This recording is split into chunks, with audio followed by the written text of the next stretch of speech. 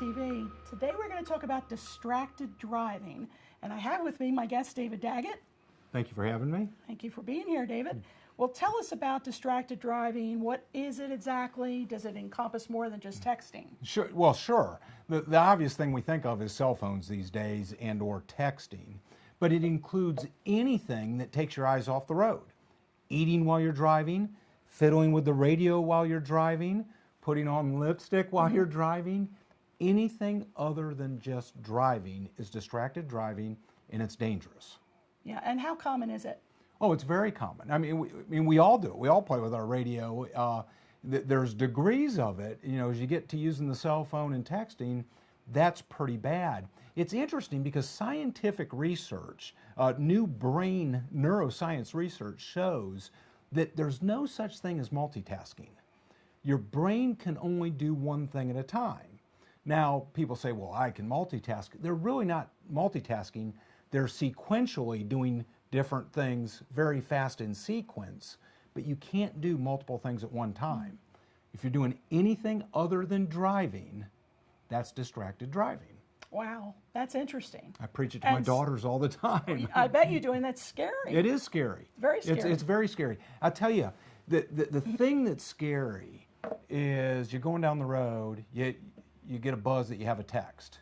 You take a look at the text, and what I did just there, we traveled the length of a football field. Wow. So Cindy, you and me went the length of a football field.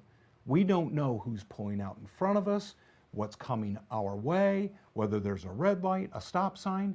It happens that fast. Yeah. This isn't limited to young people. Right. I mean, older people now, everybody has an iPhone or a Galaxy or something like that. Right. And you got to resist the urge. Put it away, and do not do it. You're familiar with our Stupid campaign. Yes, I love it. Yeah. We have the bumper magnets. Stupid, one who texts and drives, because it really is. I mean, I don't like that word stupid.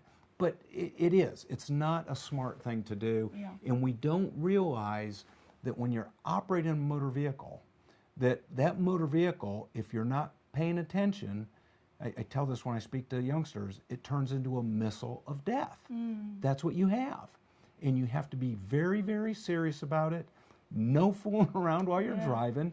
Pay attention to the road. I mean, they used to teach us, keep your hands at 10 and 2 and look straight forward. Well, that's pretty good advice. It is. I agree with you. Yeah. What are the cell phone laws in North Carolina? Well, the cell phone laws in North Carolina aren't very strict.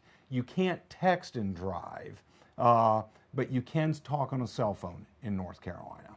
I wish they would make those laws stronger, because we've all seen it, driving down the road and there's somebody on their phone, and you simply cannot pay full attention. Interestingly, recent brain research shows it doesn't make any difference as to whether you have a handheld or a no hands system for your cell phone. They both distract the brain from what you're doing, which is driving. Wow, equally as much? Equally as much. Wow, that's amazing. Yeah. And another scary research. Well, I think we get lulled into the security of the hands-free system. But, you know, and I guess I got to plead guilty here. I've done it, but how many times you've been on a hands-free call, even if just that one time, and you get down the road and you look around like, where am I? Because time went by and you don't even know where you are. Yeah. And it's a very, very scary thing. Yeah. Let me ask you this. If you are the victim of a car accident and you suspect the other person was on a cell phone, what do you do about that? Well, and how does it factor into a case? Well, how it factors, I tell people, you know, that's somebody else's problem and somebody else's business. But certainly it's an aggravating factor if you're hurt by somebody who's on a cell phone. Sure. Depending on what else is happening, it can be a significant part of the case. It can also be significant for law enforcement because they make a record of everything in the case. And there's ways to find that out through phone records and that sort of thing.